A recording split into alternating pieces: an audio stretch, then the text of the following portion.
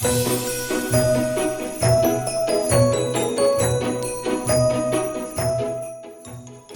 everybody and welcome to Council Comments. We are joined today with Jamie Cole, our Ward 5 councilman. How you doing? I'm good, Nicole. How are you? I'm doing great. You guys are, you got a principal for a wife. We're about at Christmas break. Y'all making it right now? We're doing fine. We had a great year, not just in the whole city school system, but Creekview Elementary is a National Blue Ribbon school. So we were in D.C. about a month ago with my wife, Charissa, and with a big crew from ACS to accept the award. So it's been a great year. Yeah, we're doing fine. I love it. It's well deserved. Yeah, I agree. Right? I agree.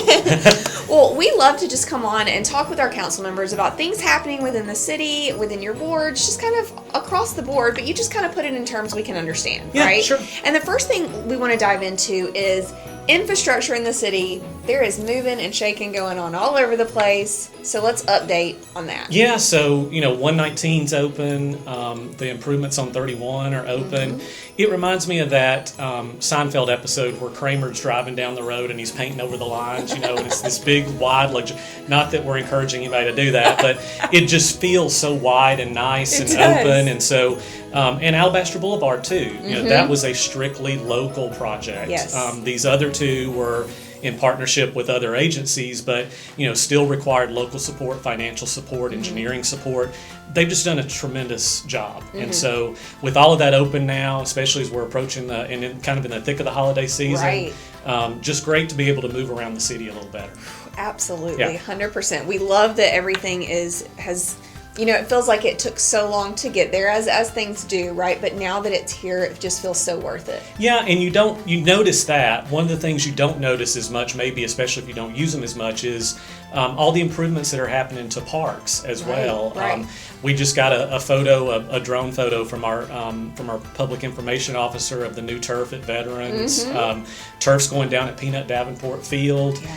If you drive by Larry Simmons Stadium on Thompson Road, you can start to see some of the really cool, neat stuff coming out of the ground there, and how all that's going to look. And it's all going to tie in together, with Peanut, Larry Simmons, the new rec center and library. It's all going to have that same look. And so I'm just excited to see that start to happen. I'm excited too. So let's talk about also something that's probably near and dear to your heart, the amphitheater. Yeah, right? So we had a work session last week where we saw how the bidding went this time around. Okay. Just for a little background on that, we've been trying to get this out of the ground for a couple of years. So it's certainly a passion project of mine. We had a bid out this summer. We got one bid that was way higher than what we had budgeted, still in kind of the thick of all those supply chain issues and all that stuff. So we rejected that, put it out to bid again, and the bids were so reasonable this time that we were able to add some amenities to the project. So the amphitheater is going to be over by the historic water tower. It's going to be a really nice stage, some hardscaping that'll allow us to set up seating and all that kind of stuff. And our city manager, Brian Benzer, calls it the guts. What we've been able to add to is the audiovisual experience, the electrical load that we need to carry to host events. And we went out and talked to people that do venues like this, that host events at venues like this, and just spec'd it to perfection, I think. So really excited about that, and the fact that the bid came in under budget, so that's always exciting. That's always a good thing, right? So we'll hopefully break ground early next year, and by this time next year, if it's not there, you'll at least be seeing progress. So. Ooh, how exciting! Yeah, very fun. So many great things over there. Okay, now we talked about, we see the roads, we see the fields, the parks, things like that, but there's something else happening within our city that's very important concerning our ambulance and care in that area. Talk about it. Yeah, so when we added the 1 cent sales tax, I know a lot of people had mixed feelings about that, but the number one thing for me on that agenda was upgrading our ambulatory care and ambulance transport. Back in October, we budgeted for 9 positions for paramedics. Okay. That's a huge headcount cost. Yeah. And also added an ambulance manager to our fire department. So we'll be actively recruiting for those positions starting early next year.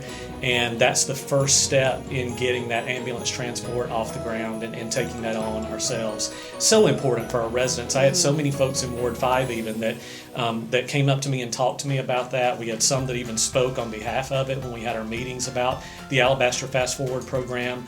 So now to see that coming to fruition, it's just so good to have that working and to see that coming on board next year. Absolutely. And for anybody that is unaware, that will mean that we will have our own transport for ambulances, so there won't be that wait time that could potentially happen without that, right? Just improving on that exactly, and not having to rely on outside contractors to do it, who do a fantastic job as well as they can do it, but this will hopefully be much more efficient and much more timely.